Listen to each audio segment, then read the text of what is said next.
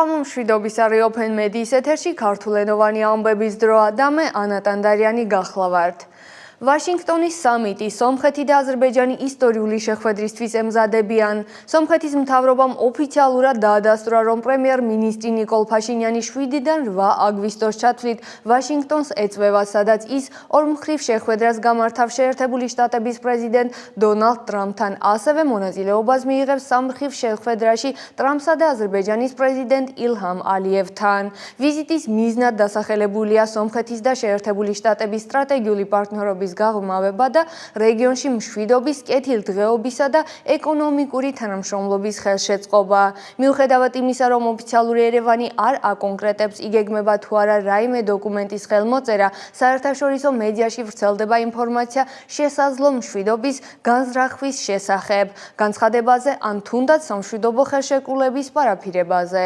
მმართველი პარტია სამოქალაქო ხელშეკრულებაში აცხადებენ, რომ სამშვიდობო ხელშეკრულების ხელმოწერა მაქსიმალური იგეგმაა, თუმცა ნებისმიერი სახის პროგრესის დაფიქსირება თუნდაც სიტყვიერი უკვე დიდ წინსვლას ჩაითვლება. ცნობილია, რომ სომხეთის დელეგაციაში შედიან საგარეო საქმეთა მინისტრი, უშიშროების საბჭოს მდივანი და მაღალტექნოლოგიური მრეწველობის მინისტრი. ამერიკული ანალიტიკოსების მიერ გავრცელებული განრიგის თანახმად ტრამპი პარასკევს 8 აგვისტოს ჯერ ფაშინიანს, შემდეგ ალიევს შეხვდება, რის შედეგადაც სამივე ლიდერი ერთობლივ განცხადებას გააკეთებს. აზერბაიჯანელი ჟურნალისტის მიერ ინფორმაციის გაჟონვიდან რამდენიმე დღეში მთავრობამ დაადასტურა პრემიერ-მინისტრი ნიკოლ ფაშინიანის მომავალი ვიზიტი ვაშინგტონში. თეთრ სახლში ის შეხვედრას გამართავს პრეზიდენტ დონალდ ტრამპთან, შემდეგ ამერიკელი პრეზიდენტი შეხვდება აზერბაიჯანელ კოლეგას, რასაც სავარაუდოდ სამმხრივი შეხვედრა მოჰყვება. მანამდე სახელმწიფო დეპარტამენტში აკრედიტებულმა ჟურნალისტმა ალექს რაუფოღლუმ რამდენიმე სანდო წყაროზე დაყრდნობით სოციალურ ქსელ X-ზე განაცხადა, რომ ბაქო და ერევანი მზად არიან უკვე ამ კვირაში ვაშინგტონში გამოაცხადონ სამშვიდობო ხელშეკრულების გაფორმების განზრახვის შესახებ.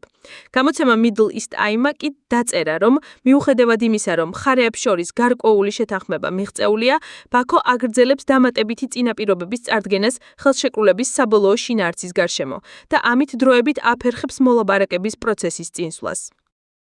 როგორც წყაროებმა აღნიშნეს, მოსალოდნელია, რომ ორივე ლიდერმა ხელი უნდა მოაწეროს განზრახვათა მემორანდუმს და არა სამშვიდობო ხელშეკრულების პროექტს, რაც ტრამპისთვის უზრუნველყოფს იმ დიპლომატიურ მიღწევას, რომლის მიღწევასაც ის გასული თვიდან ცდილობს რეგიონში. თუ ვაშინგტონში გასამართი შეხვედრის შესახებ გავრცელებულ ხმებში აღნიშნული იყო, რომ თეთრ სახლში ტრამპის ნათლიობით სამშვიდობო ხელშეკრულება გაფორმდებოდა, ბოლო პუბლიკაციებში საუბარი იყო უფრო დაბალი სტატუსის დოკუმენტზე.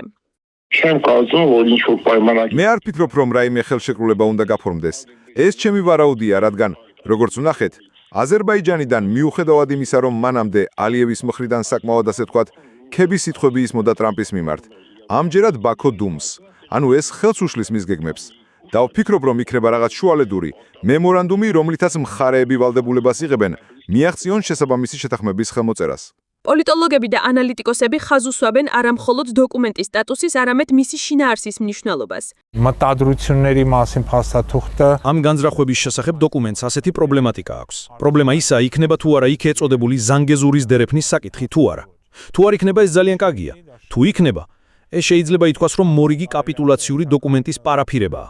სამშვიდობო ხელშეკრულების გაფორმების ერთ-ერთ მთავარ დაბრკოლებად რჩება ეგრეთ წოდებული ზანგეზურის დერეფანი. გამოცემის თანახმად გასულ თვეში თურქეთში აშშ-ს ელჩმა განაცხადა, რომ ამერიკულ კომპანიას შეუძლია იჯარით აიღოს და ექსპლუატაცია გაუწიოს დერეფანს 100 წლამდე.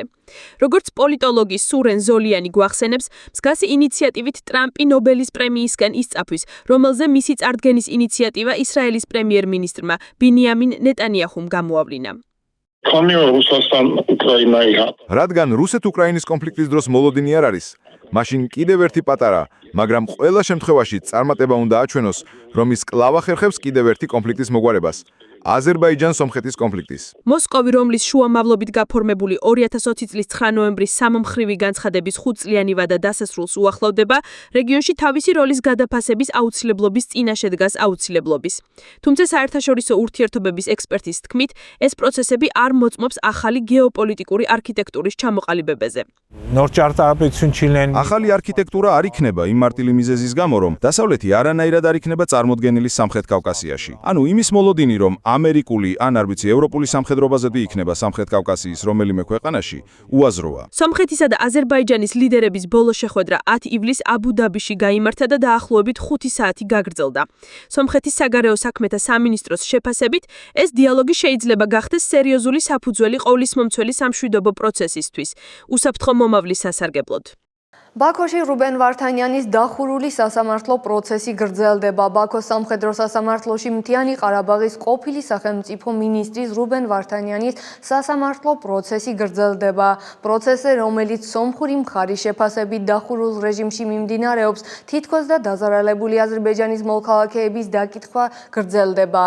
აზერტაჯის ინფორმაციით დაზარალებულთა უმრავლესობა აცხადებს, რომ ისინი სომხური საარტილერიო დაბომბვების შედეგად დაზარალდნენ იმ პერიოდში, როდესაც ვართანიანს სახელმწიფო მინისტრის თანამდებობა ეკავა. სომხური მხარე აცხადებს, რომ პროცესები ფაქტობრივად დახურულია, რადგან მათ არ ესწრებიან საერთაშორისო დამკვირვებლები, დამოუკიდებელი მედია და ადვოკატები, რაც აზერბაიჯანული სახელმწიფო მედიის მიერ გავრცელებული ინფორმაციის გადამოწმებას შეუძლებელს ხდის. ამჟამად აზერბაიჯანის ციხეში 23 სომეხი ტყე იმყოფება, მათ შორის ყარაბაღის 8 ყოფილი მაღალჩინოსანი, რომლებმაც ბაქოს მძიმე ბრალდებები, მათ შორის ტერორიზმი წაუყენა. ირანის პრეზიდენტი მასუდ ფეზეშქიანი 2 კვირაში სომხეთს ეწვევა. ამის შესახებ ირანის საგარეო საქმეთა მინისტრმა აბას არაღჩიმ განაცხადა. ვიზიტის სხვა დეტალები ჯერჯერობით უცნობია. ცნობისათვის სომხეთის პრემიერ-მინისტრმა ნიკოლ ფაშინიანმა ირანის პრეზიდენტი ერევანში 19 ივლისს სატელეფონო საუბრისას ოფიციალური ვიზიტით მიიწვია. შეერთებული შტატების და რუსეთი უკრაინის ომის დასრულების გზებს აქტიურად განიხილავენ. შეერთებული შტატების სენატორის მარკო რუბიოს განცხადებით, ომის დასრულების პროცესში მთავარი საკითხი ტერიტორიული დათმობები იქნება. მისი თქმით, პირველად არსებობს კონკრეტული ინფორმაცია თუ რას შეიძლება ითხოვდეს რუსეთი ომის დასასრულებლად. ამ განცხადებების ფონზე პრეზიდენტ დონალდ ტრამპმა განაცხადა, რომ შესაძლოა ძალიან მალე შეხვდეს რუსეთის პრეზიდენტ ვლადიმირ პუტინს. მისი თქმით, მოსკოვში მისი სპეციალური წარმომადგენლის და პუტინის შორის გამართულმა შეხვედრამ დიდ პროგრესს მიაღწია. თეთრი სახლის ინფორმაციით, რუსულმა მხარემ გამოთქვა შეხვედრის სურვილი და პრეზიდენტი ტრამპი მზად არის შეხვდეს როგორც ვლადიმირ პუტინს, ისე ვლადიმირ ზელენსკის. კრემლის შეფასებით, უიტკოფის პუტინის შეხვედრის ძალიან სასარგებლო და კონსტრუქციული იყო, სადაც მხარეებმა უკრაინის კონფლიქტი და ორმხრივი სტრატეგიული თანამშრომლობა განიხილეს. ზელენსკი ტრამპ-პუტინის შესაძლო შეხვედრას ეხმაურება და სამშვიდობო მოლაპარაკებების პირობებს ასახელებს. უკრაინის პრეზიდენტი ვოლოდიმირ ზელენსკი შეერთებული შტატების და რუსეთის პრეზიდენტის შესაძლო შეხვედრას ეხმაურება და აცხადებს, რომ ასეთი მოლაპარაკებების მთავარი პრიორიტეტები მკაფიო უნდა იყოს. თავის სოციალურ ქსელში გამოქვეყნებულ პოსტში ზელენსკიმ დაასახელა 3 ძირითადი პირობა: ცეცხლის შეწყვეტა, შეხვედრის ფორმატი, რაც ნიშნავს, რომ ლიდერების შეხვედრა ისე უნდა დაიგეგმოს, რომ ხანგრძლივ მშვიდობა შეუწყოს ხელი და გრძელვადიანი უსაფრთხოება. ზელენსკის თქმით, ლიდერების დონეზე რეალური გადაწყვეტილებების ძიება ეფექტური შეიძლება იყოს თუ შეხვედრის დროს და განსახილველი საკითხები სწორად განისაზღვრება. ამ დღეებში ერევანში ეროვნული ახალგაზრდული ფორუმი მიმდინარეობს, რომელშიც მონაწილეობას იღებს 800-მდე სომეხი ახალგაზრდა, როგორც სომხეთიდან, ისე დიასპორიდან. ფორუმის მთავარი მიზანი ნიჭიერი ახალგაზრდების სამშობლოსთან დაკავშირება და მათი პოტენციალის ქვეყნების განვითარებისთვის გამოყენებაა. ღონისძიების ერთ-ერთი ორგანიზატორია ფონდი კერონი, რომელიც აქტიურად მუშაობს მაღალკვალიფიციური კადრების სომხეთში მოზიდვისა და შენარჩუნებაზე. ფონდის პროგრამები, როგორიცაა ტალანტების ფონდი, მიზნად ისახავს, რომ ახალგაზრდა პროფესიონალებმა სომხეთში აიწყონ კარიერა და თავიანთი ცოდნითა და გამოცდილებით ხელი შეუწყონ ქვეყნის პროგრესს. დეტალები სიმონ ჰოვანისიანის რეპორტაჟში. მე რუსეთში, სანქტ-პეტერბურგში დავიბადე. აქ ჩამოვედი, მოხალისედ ვმუშაობ და ვფიქრობდი, იქნებ აქ ვიცხოვრო. არევი კი იმ 800 ახალგაზრდიდან ერთ-ერთია, რომელიც ეროვნულ ახალგაზრდულ ფორუმში მონაწილეობს, რომლის მიზანიც დიასპორიდან ნიჭიერი ახალგაზრდების სომხეთში ჩამოყვანაა. ფონდი კერონი, მაგალითად, სომხეთში 5 წლით სამუშაოდ დარჩენას თავაზობს. ლონდონიდან ჩამოსული ანის წინადადებამ მოხიბლა. მე ამჟამად ვავსებ განაცხადს იმ პირებისთვის, რომლებიც მზად არიან 5 წელი და მეტი იცხოვრონ სომხეთში. ეს გაძლევთ შესაძლებლობას ჩამოხვიდეს სომხეთში, იცხოვრო და იმუშაო 5 თუ 6 სხვადასხვა სფეროში: სპორტი, კულტურა და ასე შემდეგ. ამჟამად ამ განაცხადს ვავსებ ვნახოთ მიმიღებენ თუ არა. ფონდი კერონი ცდილობს სომხეთში მოიზიდოს მაღალკვალიფიციური სპეციალისტები მსოფლიოს სხვადასხვა ქვეყნიდან, რომლებსაც სურთ იცხოვრონ, შექმნან, იმუშაონ სომხეთში სულ მცირე 5 წელი. ჩვენი სამიზნე ზონაშია დიახ მსოფლიოს ყველა ქვეყანა და სპეციალისტები.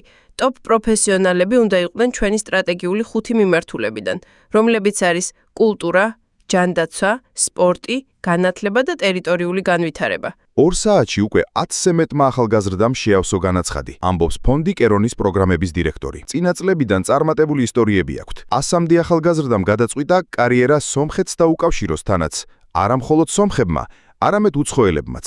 კერონმა თავისი წელიწადნახევრის, უფრო ნაკლებისაც კი საქმიანობის განმავლობაში ძალიან დიდი მოცულობის პროგრამების განხორციელება მოასწრო.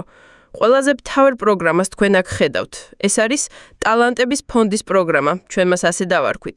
კერონის ერთ-ერთი მნიშვნელოვანი პრინციპია საზღვარგარეთიდან სომხეთში ჩამოსულმა ახალგაზრდებმა გააგრძელონ მუშაობა საერთაშორისო ბაზრის შესაბამისი ხელფასით. ფორუმში 18-დან 35 წლის 800 ახალგაზრდა მონაწილეობს 50 ქვეყნიდან. ეს იყო ყველაფერი, რისი გაზიარებაც გვინდოდა დღეს. გამოიწერეთ ჩვენი გვერდები სოციალურ მედიაში ყველა პლატფორმაზე და არ დაგავიწყდეთ გამოწერა ჩვენი YouTube არხისა. მადლობა ყურადღებისთვის და გემშვიდობებით.